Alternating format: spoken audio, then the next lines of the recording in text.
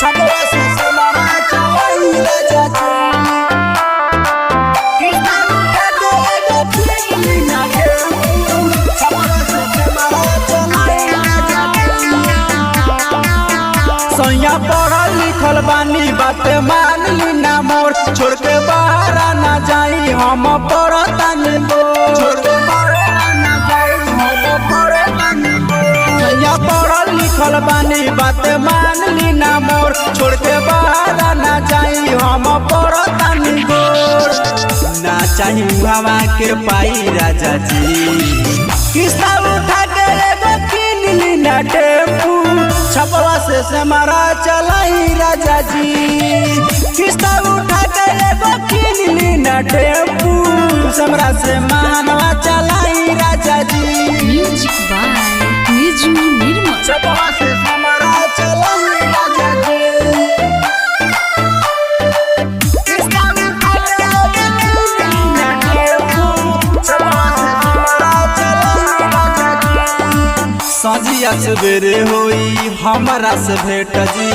मजाई जवानिया के रह बोले तजी मजाई जवानिया के रह बोले तजी सजिया सवेरे होई हमारा से भेट जी मजाई जवानिया के रह बोले तजी लगे से न हमके हटाई राजा जी किस्ता उठा के एगो किन ली ना टेम्पू समरा से गाय घाट चलाई राजा जी किस्ता उठा के एगो किन ली ना टेम्पू समरा से गाय घाट चलाई राजा जी ऋषभ रिकॉर्डिंग स्टूडियो सिमरा छपरा से समरा चलाई राजा जी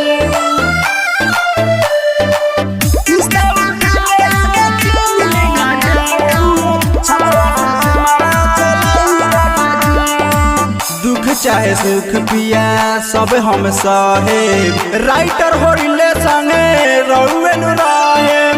राइटर होरिले संगे रहुए नु रहे दुख चाहे सुख पिया सब हम सहे संजय पप्पू संगे रहुए नु रहे देवरा भइल बाटे चाही राजा जी किस्ता उठा के एगो किन ली ना टेम्पू छपरा से समारा चलाई राजा जी किस्ता उठा के एगो किन ली ना टेम्पू समरा से मानवा चलाई राजा जी